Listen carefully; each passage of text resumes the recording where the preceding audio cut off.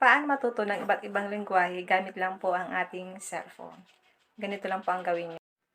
Punta lang tayo sa ating Play Store. May kailangan lang po tayong i-install or i-download.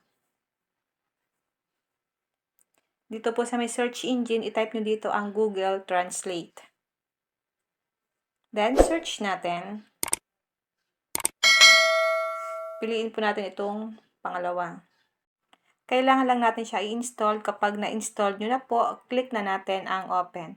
Pero bago po natin ito i-open, i-check po muna natin ang kanyang application.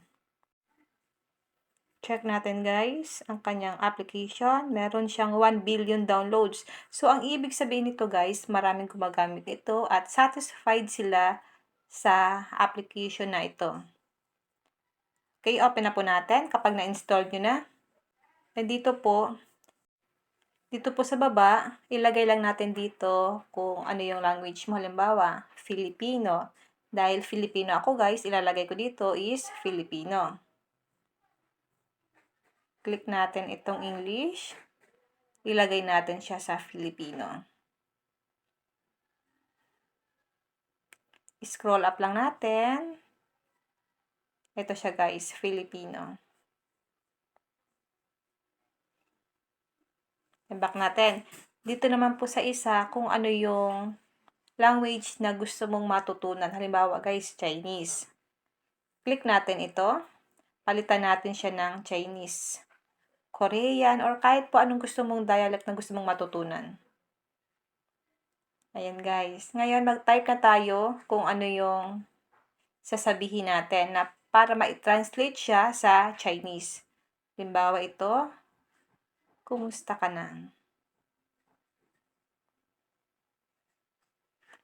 Ayan guys. Then search natin. Kung gusto niyo pong malaman kung paano siya i-pronounce, click niyo lang po itong meron siyang volume sa baba. Click natin ito. Ayan guys. Maririnig nyo rin po kung ano po yung lengguwahe. Kung ano ang ibig sabihin ng kumusta ka na sa Chinese. Ayan. Ganun lang po guys ang gagawin nyo. Once na gusto nyong matutunan kung paano po ba ang iba't ibang lengguwahe, local man yan or international. Kung may natutunan ka sa aking video, huwag mong kalimutan na i-follow ako sa aking Facebook page, Positive Mind, at sa aking YouTube channel, RK Willow, para lagi kang updated sa lahat ng tips at video tutorial na ina-upload ko. Mag-comment ka lang sa comment section kung may mga katanungan kayo. And now, thank you for watching. God bless you all.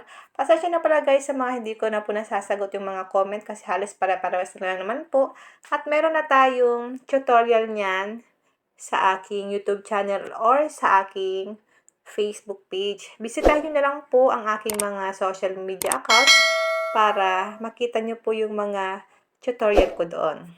And now, thank you for watching. God bless you all.